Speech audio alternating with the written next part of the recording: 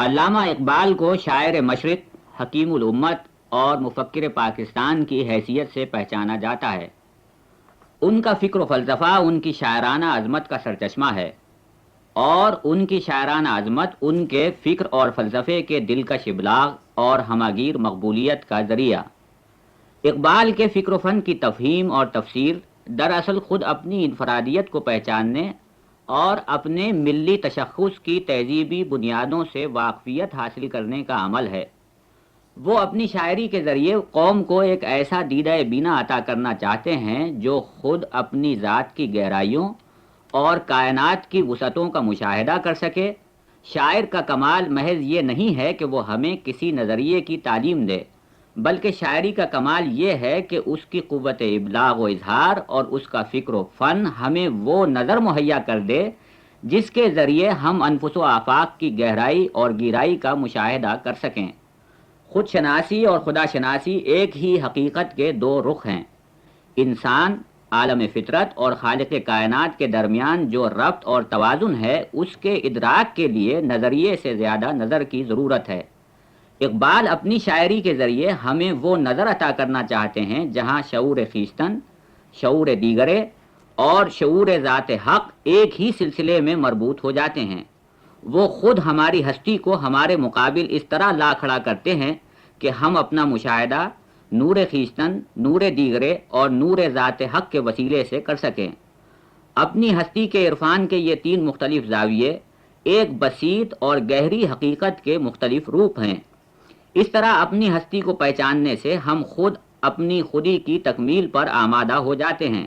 خودی کی تکمیل کا جذبہ ذوق عمل کو ابھارتا ہے، اور ذوق عمل اپنے لیے مقصد اور منزل کی تلاش کرتا ہے۔ زندگی کی معنویت مقصد یا نصب العین سے اجاگر ہوتی ہے۔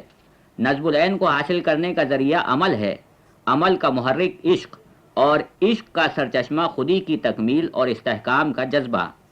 کسی نصب العین کے تعین کے بغیر زندگی اقبال کی نظر میں ایک ناقہ بے زمام ہے جس کا نہ کوئی جادہ ہے نہ منزل۔ اقبال کے نزدیک ان کے شعر و سخن کا مقصد زندگی کے ناقہ بے زمام کو اس کی منزل کی طرف رجوع کرنا ہے۔ نغمہ کجا و من کجا، ساز سخن بہانہ ایست، سوئے قطار می کشم ناقہ بے زمام را۔ اور وہ قوت جو زندگی کو اس کے مرکز کی طرف کھینچتی ہے وہ عشق ہے۔ یہ عشق ہی ہے جو زندگی کو مقصد اور خودی کو استحکام عطا کرتا ہے۔ جوہر زندگی ہے عشق، جوہر عشق ہے خودی۔ عشق زندگی کا تقاضا ہے۔ عشق کے بغیر زندگی کا دوسرا نام موت ہے۔ موت سے آزادی حاصل کرنے کا ذریعہ محبت ہے، جس سے نوائے زندگی میں زیرو بم پیدا ہوتا ہے۔ عشق زندگی کے اسبات کا ذریعہ اور خودی کے استحکام کا وسیلہ ہے۔ زندگی کا جوہر عشق ہے اور عشق کا جوہر خودی۔ یہ خودی ہی ہے جو پیکر گل کو اعتبار آدمیت عطا کرتی ہے۔ ہمارے وجود کی اندرونی وحدت خودی کے ذریعے قائم ہے، اور اس وحدت کو استحکام اور قوت بخشنے کا وسیلہ عشق ہے۔ عشق خودی کے اظہار کی سب سے زیادہ دل نشین صورت اور خودی کی تکمیل کا سب سے زیادہ منظم طریقہ ہے۔ ڈیکارٹ اپنے وجود کا اقرار فکر کے حوالے سے کرتا ہے۔ اس کا کہنا ہے کہ چونکہ میں فکر کرتا ہوں اس واسطے میں ہوں، لیکن اقبال کا نقطہ نظر ہم اس طرح بیان کر سکتے ہیں کہ کیونکہ میں عشق کرتا ہوں اس واسطے میں ہوں۔ در بود و نبود بن اندیشہ گماہا داشت، از عشق ہوائدہ شد این نکتہ کے ہستم من۔ اپنی ہستی پر محکم یقین محض عشق کے ذریعے ہی ممکن ہے۔ علم و فکر اپنے وجود کے متعلق شکوک و شبہات ابھار سکتے ہیں، لیکن عشق اپنے وجود کا محکم یقین عطا کرتا ہے۔ اس لحاظ سے عشق زندگی کی علامت اور موت کی نفی ہے۔ یہ خودی کو اتنا پائیدار اور استوار کر دیتا ہے جہاں موت کا فرشتہ بدن کو چھونے کے باوجود وجود کے مرکز کو نہیں چھو سکتا۔ اس لحاظ سے عشق نہ صرف اس دنیا میں زندگی کا ضامن ہے بلکہ حیات بعد الموت بھی عشق ہی کا عطیہ ہے۔ نگاہ عشق دل زندہ کی تلاش میں رہتی ہے، یہ ہر شے کو ثبات اور دوام بخشتا ہے۔ عشق زندگی کی تند و سبک سیر رو کو تھام لیتا ہے۔ تند و سبک سیر ہے گرچہ زمانے کی رو، عشق خود ایک سیل ہے، سیل کو لیتا ہے تھام۔ عشق کی تقویم میں عصر رواں کے سوا اور زمانے بھی ہیں جن کا نہیں کوئی نام۔ عشق دم مصطفیٰ، عشق دم جبرائیل، عشق دل مصطفیٰ، عشق خدا کا رسول، عشق خدا کا کلام۔ بڑا شاعر الفاظ کے لغوی یا روایتی معنوں کا پابند نہیں ہوتا، بلکہ وہ الفاظ کے قالب میں معانی کی نئی روح پھونک کر لفظوں کو نئی زندگی عطا کرتا ہے۔ اقبال نے عشق کے لفظ میں ایک ایسے جہان معنی کو سمو دیا ہے جو جذبہ و احساس، جہد و عمل، حکمت و قوت، مقاصد آفرینی اور زمان و مکان کی تسخیر سے عبارت ہے۔ وہ کہتے ہیں کہ انا کا استحکام عشق سے ہوتا ہے۔ یہ لفظ اس موقع پر بہت وسیع معنوں میں استعمال ہوا ہے۔ اس کے معنی ہیں جذب کر لینے اور اپنے آپ میں سمو لینے کی خواہش۔ اس کی سب سے اعلیٰ صورت اقدار اور نصب العین کی تخلیق اور ان کو ایک واقعیت بنا لینے کی کوشش ہے۔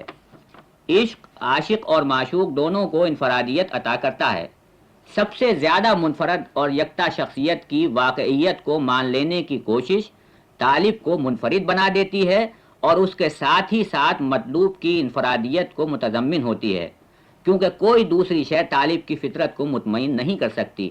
خودی یا انا کے استحکام کے لیے ہمیں عشق یعنی جذب کر لینے والے عمل کی طاقت کو نشو و نما دینا چاہیے۔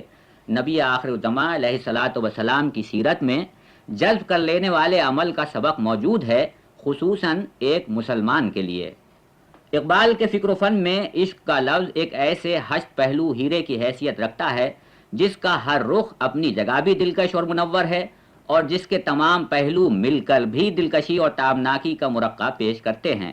محبت میں تڑپ بھی ہے اور پاکیزگی بھی، حرارت بھی ہے اور زندگی بھی، شان بے نیازی بھی ہے اور عاجزی اور افتادگی بھی، زندگی کی بقا اور نصب العین کی بلندی، عمل کی تڑپ اور نیکی کی پاکیزگی، فقر کی بے نیازی، بندگی کا عجز، ملک کا تقدس اور چشمہ حیواں کی بقا آثاری محبت کے مختلف اجزاء ہیں۔ تڑپ بجلی سے پائی، حور سے پاکیزگی پائی، حرارت لی نفس ہائے مسیح ابن مریم سے، ذرا سی پھر ربوبیت سے شان بے نیازی لی، ملک سے عاجزی، افتادگی تقدیر شبنم سے، پھر ان اجزاء کو گھولا چشمہ حیواں کے پانی میں، مرکب نے محبت نام پایا عرش اعظم سے۔ عشق و محبت کے اجزاء کا یہ تنوع اور وسعت انسانی شخصیت کو گہرائی اور گہرائی عطا کر کے ایک ایسی مربوط اور منظم وحدت میں ڈھال دیتے ہیں جہاں نہ صرف یہ کہ انسان کی خودی ایک مضبوط اکائی کے طور پر نمایاں ہوتی ہے، بلکہ انفرادی خودی اور اجتماعی خودی کے درمیان تعلق محبت میں تبدیل ہو جاتا ہے۔ فرد اور ملت کی دوئی عشق کے جذب و کشش کے نتیجے میں ایک گہری اور بامقصد وحدت میں ڈھل جاتی ہے۔ عشق اپنے وجود کے اسبات اور ایقان کا ذریعہ، اپنے وجود کی پوشیدہ صلاحیتوں کو عمل کے ذریعے واقعیت میں تبدیل کرنے کا محرک اور اپنی ہستی کو ثبات اور دوام بخشنے کا وسیلہ ہے۔ اس کے ساتھ ہی ساتھ عشق نہ صرف فرد کی شخصیت کے اندرونی تضاد کو حل کرتا ہے، بلکہ فرد اور ملت کی دوئی کو مٹا کر زندگی کو معنویت اور مرکزیت عطا کرتا ہے۔ عقل کی آزادی اور علم کی تہذیب و تنظیم عشق کے بغیر ممکن نہیں۔ اسی کی بدولت ذات اپنی قبائے صفات بناتی ہے۔ علم کی صلاحیت، جذب و تسخیر کی قوت اور مقاصد آفرینی عشق ہی کے کرشمے ہیں۔ مرد خدا کا عمل عشق سے ساہ فروغ ہوتا ہے۔ عشق کی سب سے اعلیٰ صورت عمل کے لیے نصب العین اور اقدار کی تخلیق ہے۔ عشق زندگی کو اقدار عطا کرتا ہے، بلکہ ایک لحاظ سے خود عشق ہی زندگی کی سب سے بڑی قدر ہے۔ در جہاں ہم صلح و ہم پیکار عشق، آب حیواں تیغ جوہر دار عشق، از نگاہ عشق خارا شک شود، عشق حق آخر سراپا حق شود۔ عشق حق دراصل عشق رسالت کا دوسرا نام ہے۔ عشق رسالت ہماری زندگی کا جادہ بھی ہے اور منزل بھی۔ عشق ہمیں قوت عطا کرتا ہے اور عشق رسول اس قوت کی تہذیب کرنے کا ذریعہ ہے۔ عشق جوش عمل کا محرک ہے اور عشق رسول عمل کے لیے قدر معین کرتا ہے۔ عشق ہماری شخصیت کی تکمیل کا ذریعہ ہے اور عشق رسول ہماری شخصیت کے خد و خال کو معین کر کے زندگی کے لیے حقیقی نصب العین فراہم کرنے کا وسیلہ۔ حضور صلی اللہ علیہ وآلہ وسلم سبب تخلیق بھی ہیں اور اول مخلوق بھی۔ آپ ہی کے وسیلے سے حقیقت منتظر لباس مجاز میں ظاہر ہوئی۔ زندگی کی تخلیق کا مقصد بندگی ہے اور خاتم المرسلین صلی اللہ علیہ وآلہ وسلم بندگی کے اس کمال پر فائز ہیں جہاں مخلوق اپنے خالق کی صفات کا آئینہ بن جاتا ہے۔ اللہ نے آپ کو اپنا بندہ قرار دیا اور آپ کی بندگی کو عالمین کے لیے معیار اور نمونہ بنایا۔ زندگی کا کمال ابدیت ہے اور ابدیت کے حدود کے تعین اور ابلاغ کا ذریعہ رسالت، اور حضور صلی اللہ علیہ وآلہ وسلم اللہ کے عبد بھی ہیں اور رسول بھی۔ وہ تخلیق حیات و کائنات کا سبب، مقصد تخلیق کا مظہر اور حصول مقصد کا وسیلہ ہیں۔ وہ دانائے سبل، ختم الرسل، مولائے کل، جس نے غبار راہ کو بخشا فروغ وادی سینہ، نگاہ عشق و مستی میں وہی اول، وہی آخر، وہی قرآن، وہی فرقان، وہی یاسین، وہی طٰہٰ۔ خودی کی تکمیل کا سب سے بنیادی مرحلہ اطاعت رسول ہے، لیکن یہ اطاعت جبر کے ذریعے نہیں بلکہ محبت کے ذریعے ہونی چاہیے۔ انسان کی شخصیت کا وقار و اعتبار ہی یہ ہے کہ وہ اپنے دل کو محبت رسول سے سجائے۔ در دل مسلم مقام مصطفیٰ، آبروئے ماں زنا میں مصطفیٰ۔ جب دل عشق رسول سے جلا پاتا ہے تو جبر سے اختیار ابھرتا ہے، اطاعت میں الفت کے رنگ نمایاں ہوتے ہیں۔ یہی وہ منزل ہے جہاں شکوہ اور شکایت کے امکانات ختم ہو جاتے ہیں، اس لیے کہ آئین محبت تسلیم و رضا ہے، اس میں گلے اور شکوے کی گنجائش کہاں۔ در اطاعت کوش اے غفلت شعار، می شود از جبر پیدا اختیار، شکوہ سنجے سختی آئیں مشو، از حدود مصطفیٰ بیرو مرو۔ اور جب انسان حدود مصطفیٰ میں رہ کر اپنی خودی کی تکمیل کرتا ہے تو اس کا کمال ید اللہ کے روپ میں جلوہ گر ہوتا ہے، وہ قوت اور شوکت کا نمونہ بن کر ابھرتا ہے، اور اس کی قوت صرف حق کے ظہور اور قیام کے لیے وقف ہوتی ہے۔ زندگی کی قدر عشق ہے، اور عشق کی قدر اتباع رسول، اور اتباع رسول کا ایک رخ قوت و شوکت کا وقار ہے تو دوسرا رخ تسلیم و رضا کا شاہکار۔ عشق کا تقاضا وفا ہے، اور وفا کا تقاضا اپنے محبوب کی رضا کا حصول۔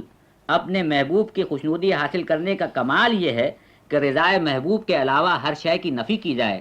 یہ تسلیم و ایثار کی منزل ہے۔ عشق جہاں ضرب ید اللہ ہے وہاں سجدہ شبیری بھی ہے، اور اسلام زندگی کے انہی دو پہلوؤں سے عبارت ہے، ضرب کلیمی ہو یا ضرب ید اللہ، صدق خلیل ہو یا صبر حسین۔ سب عشق رسول کے مظہر ہیں۔ صدق خلیل بھی ہے عشق، صبر حسین بھی ہے عشق، مارے کئے وجود میں بدر و حنین بھی ہے عشق۔ حضرت صلی اللہ علیہ وآلہ وسلم کی ذات گرامی علم کا مدینہ اور عمل کا نمونہ ہے۔ آپ نے عمل کو علم کے اظہار کا ذریعہ بتایا ہے۔ عمل کے ذریعے علم کی قدر اجاگر ہوتی ہے، اور علم کی تکمیل کا ذریعہ وہی ہے۔ وہی کا اختتام علم کے نئے سرچشمے منکشف کرنے کا سبب ہے۔ حضور مدینہ علم و حکمت ہیں، اس لحاظ سے کہ آپ پر وہی کی تکمیل ہوئی، اور وہی کی تکمیل کا تقاضا علم و دانش کے ان سرچشموں کا فروغ ہے جن کا تعلق سماعت اور بصارت سے ہے۔ اس لحاظ سے انفس و آفاق کا مشاہدہ اور مطالعہ عشق رسول کا تقاضا ہے۔ آپ کی ذات بندے اور خدا کے درمیان رابطہ اور وحی اور عقل کے مابین نقطہ اتصال ہے۔ اس ربط اور اتصال کی بنیاد عشق کی قوت ہے جس کے ذریعے ہر پست کو بالا کیا جا سکتا ہے۔ قوت عشق سے ہر پست کو بالا کر دے، دہر میں اس میں محمد سے اجالا کر دے۔ اپنے مشہور خطبے اسلامی ثقافت کی روح میں ایک موقع پر اقبال نے اس حقیقت کا اعادہ کیا ہے کہ پیغمبر اسلام صلی اللہ علیہ وآلہ وسلم کی ذات گرامی کی حیثیت دنیا قدیم اور دنیا جدید کے درمیان ایک واسطے کی ہے، اس اعتبار سے کہ آپ کا سرچشمہ علم وہی ہے، آپ کا تعلق دنیا قدیم سے ہے، لیکن اپنے علم کی روح کے اعتبار سے آپ کا تعلق دنیا جدید سے ہے۔ آپ ہی کے ذریعے زندگی پر علم و حکمت کے وہ تازہ سرچشمے منکشف ہوئے جو اس کے آئندہ رخ کے عین مطابق تھے۔ فطرت کی تسخیر اور کائنات کا مطالعہ حضرت صلی اللہ علیہ وآلہ وسلم ہی کی تعلیمات کا فیض ہے۔